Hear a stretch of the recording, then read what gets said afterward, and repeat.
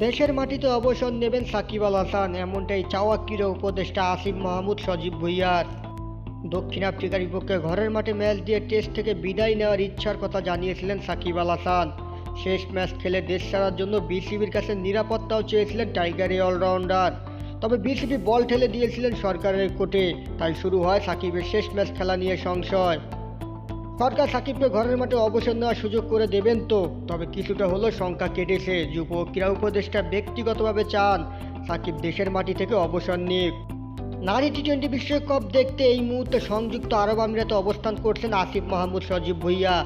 সেখানেই সাংবাদিকদের সাথে সাকিবের বিদায় নিয়ে কথা বলেছেন যুব ক্রীড়া উপদেষ্টা আসিফ মাহমুদ সজীব ভুঁইয়া। বলেন, তিনি সাকিব আল হাসান এমন একজন খেলোয়াড় যার দেশের জন্য অনেক অবদান রয়েছে। তিনি যেহেতু বাংলাদেশে নিজের শেষ টেস্টটা খেলতে চান, আমি ব্যক্তিগতভাবে চাই সেই সুযোগ তিনি পাক।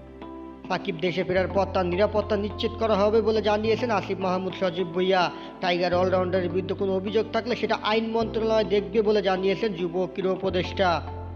আমাদের একজন খেলোয়াড়কে অবশ্যই সর্বোচ্চ নিরাপত্তা দেব, কারোর বিরুদ্ধে কোনো অভিযোগ থাকলে সেটা ভিন্ন বিষয়। সেই বিষয়ে আমি কিছু বলতে পারি না, কারণ সেটা আইন মন্ত্রণালয়ের বিষয়। আমরা সাকিব আল হাসানের নিরাপত্তার কথা এরই মধ্যে বলেছি, সেটা নিশ্চিত করব। আগামী 21 অক্টোবর দক্ষিণ আফ্রিকার বিপক্ষে প্রথম টেস্টে মাঠে নামবে বাংলাদেশ। এবার দেখার পালা পটিয়াদের বিপক্ষে ম্যাচ খেলে সাদা জার্সিকে তুলে রাখতে পারবেন কিনা সাকিব আল হাসান।